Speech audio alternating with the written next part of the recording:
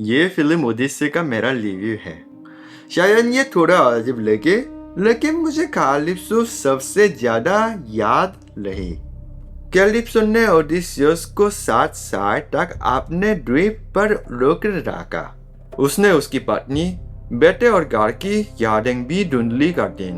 पहले मुझे लगा कि वह बस ओडिसियस को आगे बढ़ने से रोक रही थी, लेकिन बाद में मैंने सोचा, क्या वे 7 साल सच में पूरी तरह पूरे थे? ओडिसियस अपने अंदर बहुत भारी यादें लिए हुए था। उनमें युद्ध में किए गए काम, मर चुके साथियों की याद और परिवार के पास न रात पाने का गिर था। क्या ऐसी सारी यादों को पकड़े हुए जीना सच में संभव था? शायद कैलिप्सो का द्वीप एक जेल भी था, लेकिन शायद वह एक सुरक्षित जगह भी थी जहां ओडिसियस कुछ समय छिपकर पूरी तरह टूटने से बच सकता था। यहाँ मुझे लगा कि आराम और वही ठहर जाने के बीच बस एक पतली सी लाइन है। आराम हमें फिर से जीने ताकत देता है, लेकिन अगर हम वहाँ बहुत लंबे समय तक रहें तो हम भी सकता है कि हम क्यों जी रहे हैं और हमें कहाँ जाना है। कैलिप्सो नाम ग्रीक भाषा के एक ऐसे शब्द से जुड़ा है जिसका मतलब छिपाना या ढकना है।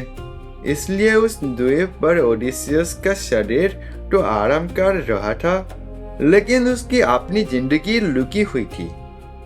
कैलिप्सो का उससे बार बार सवाल करना और उसकी यादें वापस लाना भी मुझे दिलचस्प लगा। मुझे ऐसा नहीं लगा कि वह सिर्फ उसे परेशान कर रही थी। मुझे लगा कि वह उसे सच में प्यार करती थी, इसलिए आखिर में उसे चाहने देने की कोशिश कर रही थी। अगर वह उसे पकड़ कर रखती तो उसका शरीर उसके पास रहता, लेकिन जिस ओडिसियस से वो प्यार करती थी वो धीरे धीरे गायब हो जाता। उसे रोकने पर वो पास लाता, लेकिन वह इंसान को जाता। उसे जाने देने पर ही वह फिर से वही इंसान देख सकता था। इसलिए मैं उन 7 सालों को सिर्फ अच्छे या सिर्फ बुरे नहीं कह सकता। जिंदा रहने के लिए शायद उसे कुछ समय के लिए सब कुछ भूलना जरूरी था, लेकिन अपनी जिंदगी फिर से जीने के लिए उसे सब कुछ याद करना और वहां से जाना भी जरूरी था। शायद वो समय जरूरी था, लेकिन वहां हमेशा रुकना सही नहीं था। मुझे भी कभी कभी समझ नहीं आता कि मैं सच में आराम कर रहा हूँ या बस रुका हुआ हूँ। इस विषय मीतक में कैलिप्सो के वे 7 साल मुझे सबसे ज्यादा इंसानी लगे। क्या आपकी जिंदगी में भी कोई ऐसा समय था जब आपको लगा कि आप लुक गए थे, लेकिन बाद में समझ आए कि वह समय जरूरी था? कमेंट में अपनी सोच बताइए। क्या आपको पता कि इस फिल्म के कई सीजी जैसन सीन्स असल में कैमरा के सामने शूट किए गए थे? जांच वाले सीन में अलग अलग के कलाकारों और पोस्ट पर्सपेक्टिव का इस्तेमाल किया गया। जिस सीन में सरसी लोगों को स्वार बनाती है, उसमें पपेट्स कलाकारों की एक्टिंग और एडिटिंग का इस्तेमाल किया गया।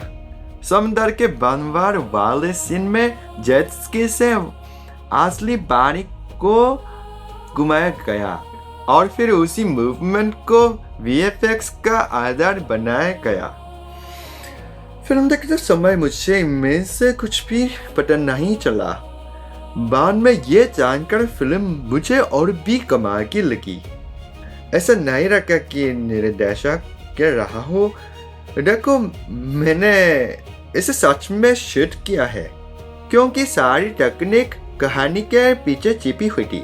क्रिस्टोफर नोलन सच में ऐसी चीजें कर देते हैं जिन्हें देखकर हम सोचते हैं, क्या इतना करना सच में जरूरी था? और हाँ, पूरी फिल्म को IMAX फिल्म कैमरों से शूट किया गया है। बहुत लोग कहते हैं कि इसे IMAX में ही देखना चाहिए, लेकिन मुझे ये नॉर्मल थिएटर में भी शानदार लगी। IMAX का टिकट न मिले तो भी फिल्म देखना मत टालिए। बस थिएटर में जाकर इसे एक बार जरूर देखिए। फिर मिलते हैं।